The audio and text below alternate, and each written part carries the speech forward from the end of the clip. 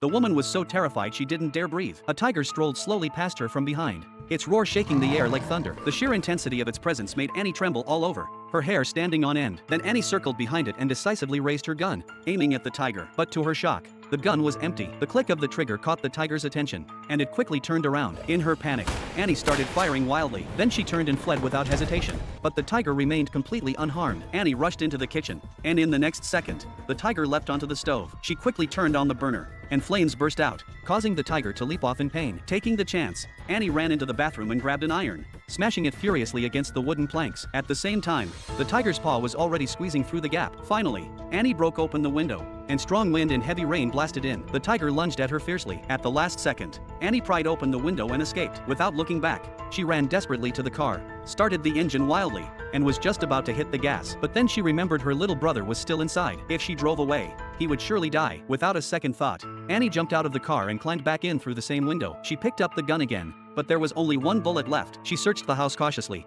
and finally found her brother hiding in the corner of the wardrobe. Trembling with fear, the two of them headed to the bathroom. Annie quickly wrapped a piece of cloth around a stick, poured alcohol over it, and lit it into a torch. Then the siblings carefully made their way downstairs. The entire house was filled with a chilling atmosphere, every heartbeat laced with icy dread. Sweat soaked their backs, and they barely dared to breathe, afraid to make a sound. Suddenly, the tiger broke through a railing and leapt down. Annie immediately raised the torch and her gun, facing off against the tiger. A shot rang out, grazing the tiger's skin, but it only made it angrier. Still, the burning flame kept it at bay. Annie swung the torch while backing away, as the tiger searched for an opening. They made it to the kitchen, and Annie told her brother to hide in the refrigerator. Then she threw the torch at the tiger and quickly crawled inside too. Thankfully, the fridge was newly bought and solid as a rock. The two curled up inside, trembling through a terrifying, endless night. The next morning, Annie gently opened the fridge door, but the tiger was nowhere to be seen.